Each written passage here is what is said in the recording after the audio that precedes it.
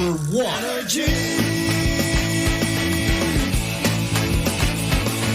Ito ang number one, 06.7 Energy FM.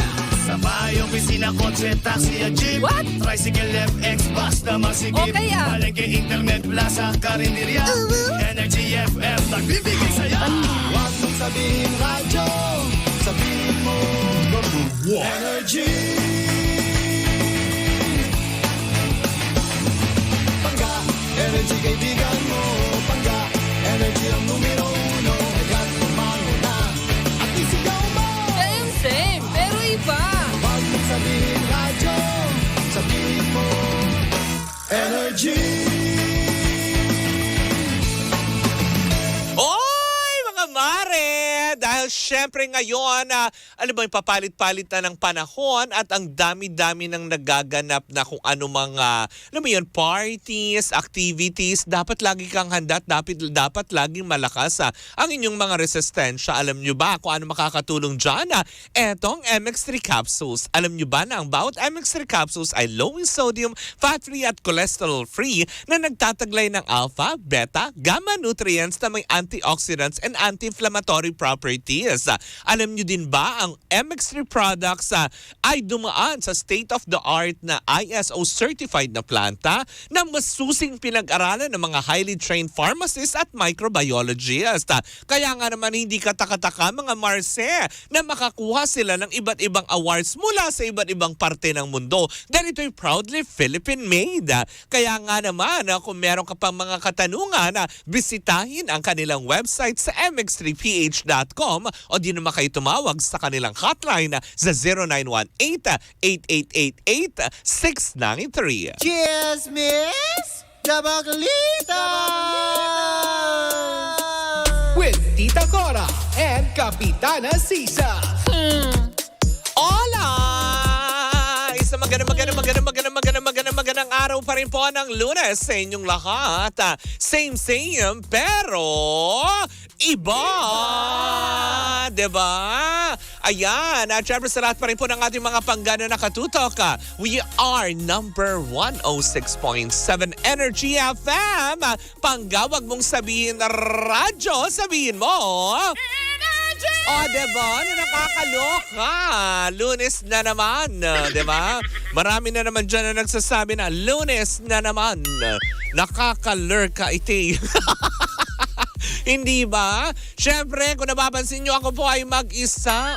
Diba? Dahil ang daming ganap ng baklitas kahapon. Diba? Tabayanan nyo po yan. Sa podcast ng Baklitas, mamaya po yan ng hapon. Powered by Bingo Plus ng bonggang-bongga. At syempre sa mga nagsa-celebrate na kanilang mga birthday, gusto ko munang batiin ang aking kuya na si Roger D. Ayan. Happy birthday sa'yo, Kuya Art. Lakas mga kuya, kinilig ka ba doon? At syempre batiin din natin nagsa-celebrate na kanyang birthday, si Ate Belle ng Sisu. Happy birthday, Ate Belle! Ayan, from UBSI Accounting Department yan. Lola Bella, antayin ko yung pansit, ha? Na nakakaloka yan. At syempre sa mga hindi naman nakakakilala sa amin, ako po si Kapitana Sisa. Sa ngalan ng aking partner, si Tita Cora, eto na ang Baklita sa Woo! Taas ang enerhiya, kala mo, di ba? Walang nangyaring mga kaganapan kahapon. Pero eto na mga maiinit ang kaganapan na ating dapat na hindi natin makalimutan at makaligtaan. Ano yan? Eto mga kaganapan sa arena. Chika sa arena!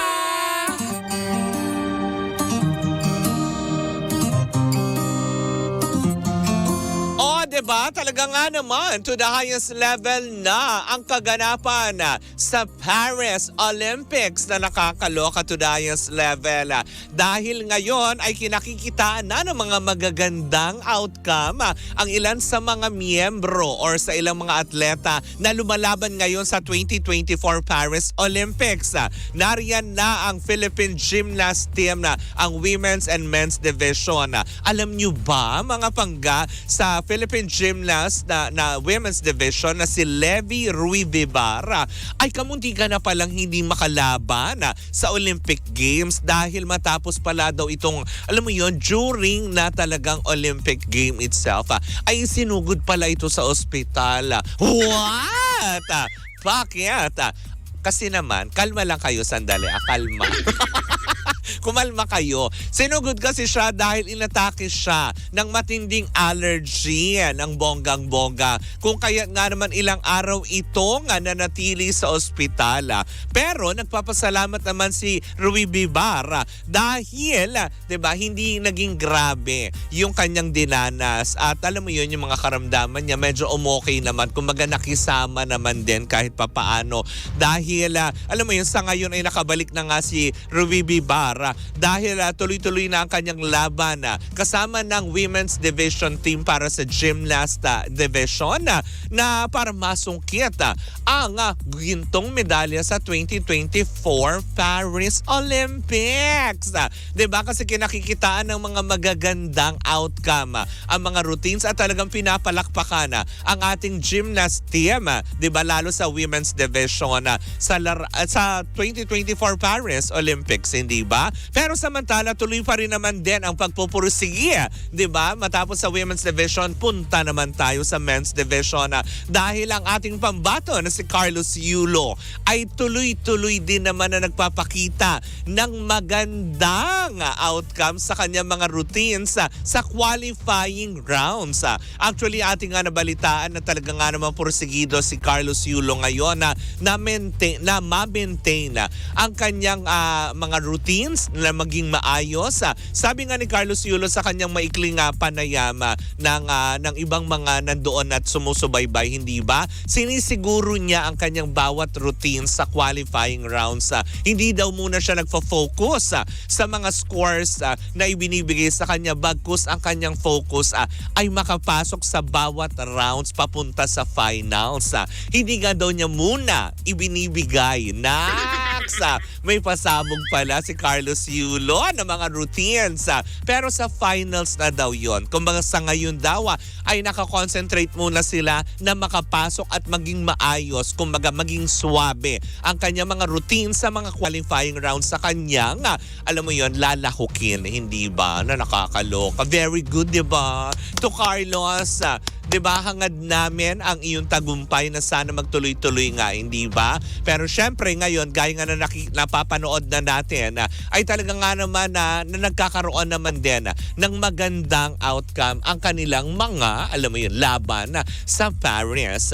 Mapunta naman tayo sa fencing division. Abakalain nyo ba naman, hindi ba? Bagamat talagang sinubukan nitong Filipina fencer na si Sam Katatan, di ba? Pero hindi talaga umabot sa finals gawa ng kanyang leg injury, 'di ba? Talaga nga naman binigay niya ang kanyang todo sa pakikipaglaban dito kay Ariana Erigo, hindi Grande, ha? Yan, kay Ariana Erigo ng bansang Italy para sa fencing competition. Hindi ba? Bagamat malungkot nga daw si Katatan ngayon dahil sa kinalabasan ng kanyang performance, dahil na rin daw sa kanyang leg injured kasi matapos yung kanilang laban nitong si Ariana Erigo ng Italy ay nakita naman din ng lahat kung paano siya maging ika-ika doon sa mismong sa platforms kung saan sila naglaban, 'di ba? Pero sabi nga ni Katatan hindi naman daw dito natatapos yan, bagamat gagamitin daw niya itong kanyang kumbaga hindi naman sinasabing pagkatalo, pero gagamitin niya itong inspirasyon para sa paghahanda naman sa nalalapit na 2028 LA Olympics. O, diba? Maganda yung ganun. Very positive, diba? Natalo man siya, pero positibo pa din siya na, sige, kakayanin natin to. At aminado naman din siya na hindi naman niya naibigay ang kanyang performance sa fencing dahil nga sa iniinda niya nga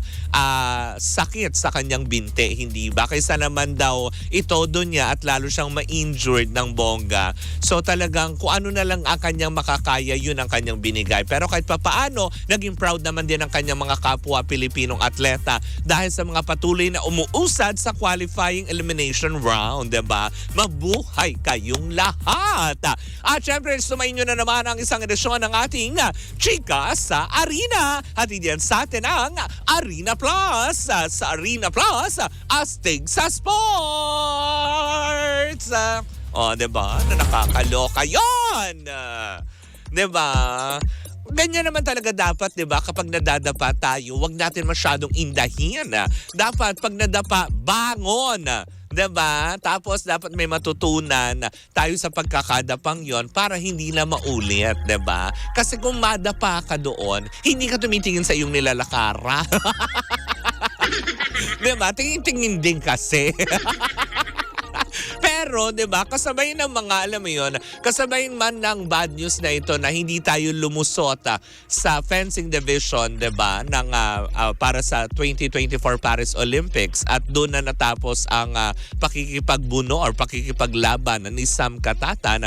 Eto naman, mainit ang pinag-uusapan ngayon, Mare. O, 'di ba? O ikaw ang sinasabi kong Mare na nakikinig sa akin, 'di ba? Ang pansamantalang pagpapaalam nitong si Karil sa programang Showtime.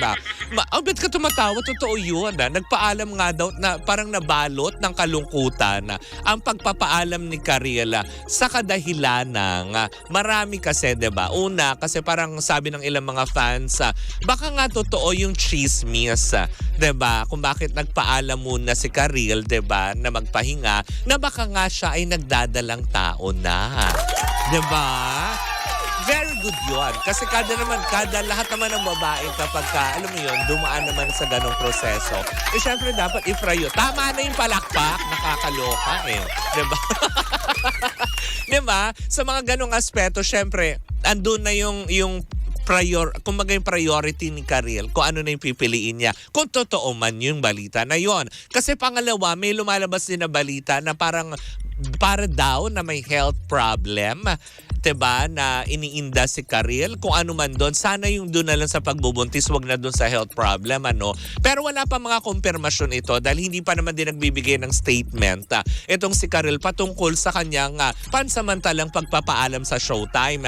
Pero marami nga nagsasabi na mukhang good news naman daw ang ibibigay at ibabahagi ni Karil sa kanyang pamamaalam sa Showtime at hindi naman ito sad na nakakalok. Anong sad?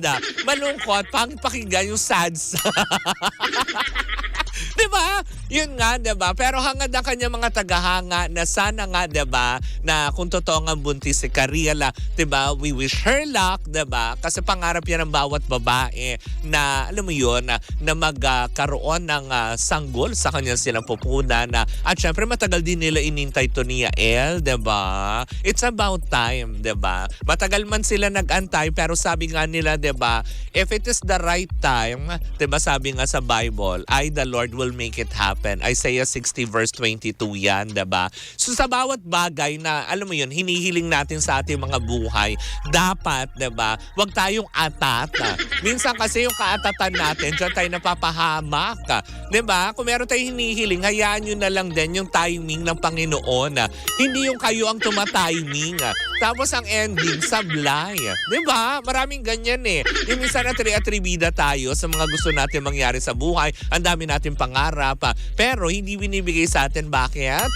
Kasi alam ng Panginoon makakasama yan sa atin. Diba? Pero eto nga, diba? Kung good news man ito na totoo, masaya tayo para kay Karil, hindi ba? At syempre, para na rin sa kanyang safety, diba? Mag-iingat po kayo, Miss Karil. Diba? Kung sakali man na totoo po ito na kayo po ay nagdadalang tao na we are so happy for you. Hindi ba? We wish you well. Anyways, yan po muna ang ating unang chika for today's video. Sa ating pagbabalik, nako! May aalis. Nako, saan man yan at saan siya pupunta, malalaman na rin yan sa pagbabalik ng Baklita sa Woo! Sa ngalan ng aking partner na si Tita Cora, ako po si Kapitana Sisa and we are still same pero iba! Tuloy-tuloy pa rin po ang ating tugtugan. Siyempre dito po lamang yan sa number 106.7 Energy FM. Panggawag mong sabihin radyo, sabihin mo